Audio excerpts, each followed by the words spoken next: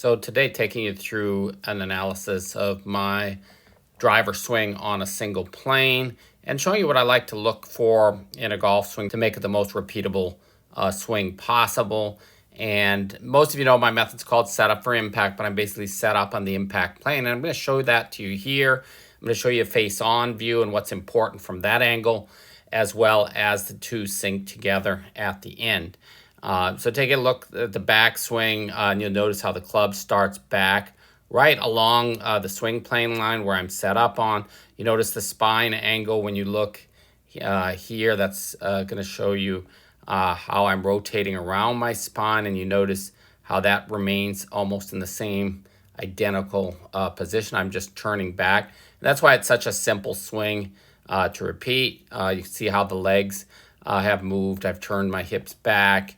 You'll see then here the club right parallel to the setup swing plane. And the reason we're up here because it's rotated out around my spine, which moves the club above the plane that I set up on. You'll see as soon as I start rotating back down, when that left shoulder gets back about where it started, the club's right back on the swing plane. So it's just the body rotation that takes it off that setup plane.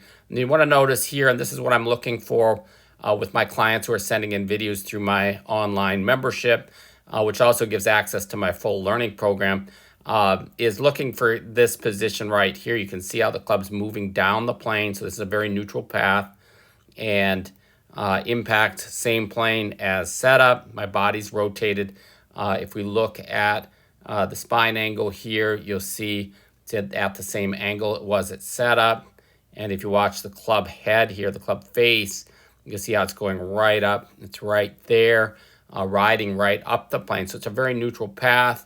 And this is accomplished by the setup and then learning to move the club in the right direction. You'll see the club here. This is pretty cool here where it goes through and it's back right on that line. It was at the top of the swing. So it's a very neutral path. And probably a reason I'm playing the best golf I've ever played at 60 years old.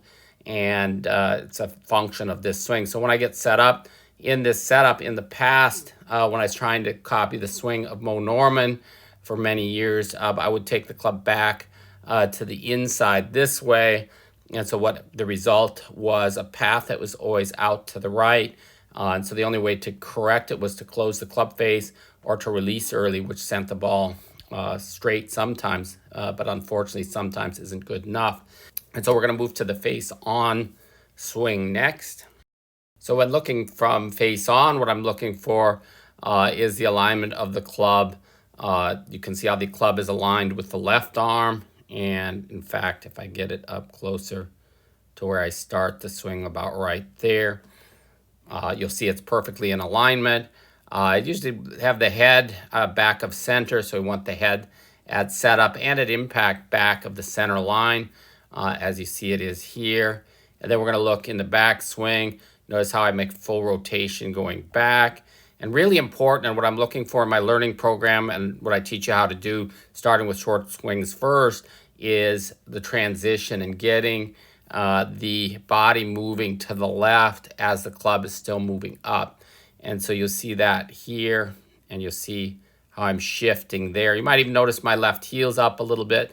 That makes it easier for me to turn back, but it also allows me to set the foot so it's a little bit more open coming down, which is going to help take some of the stress here off the left leg. And so you see as I come down, again, I'll be looking at this when people send in videos. You see a big angle here. So a lot of what I would say the club's lagging behind. So there's the lead arm alignment. There's the club shaft. And you'll notice it's still even coming in closer to impact. And so this is what I'm looking at. We want to deliver the club with some lag left at impact for almost every golf shot. And that's what I teach you how to do as part of my program.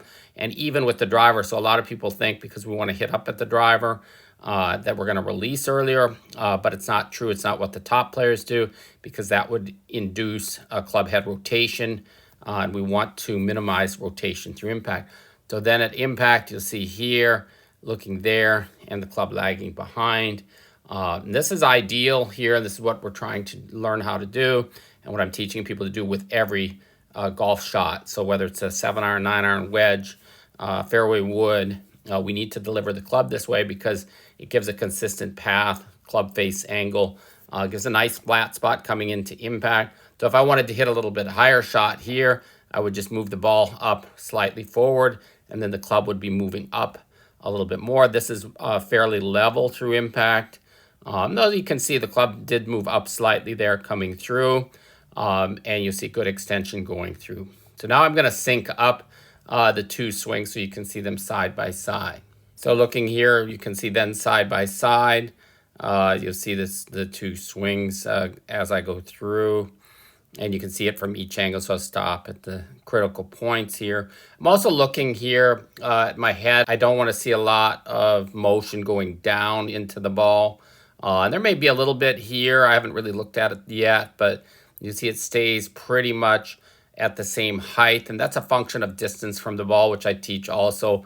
It makes it very helpful to be able to swing on a single plane, and that's what I'm really happy and that I've really worked hard on finding my distance from the ball where I don't have to sink down to make great impact. This is a really, from my experience, setup for impact can help people improve faster than any other method simply because of the simplicity here.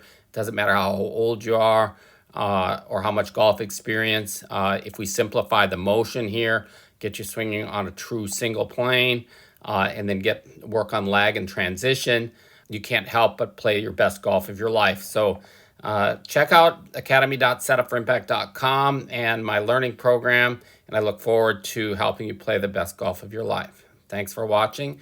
Any questions or comments, put them in the box below.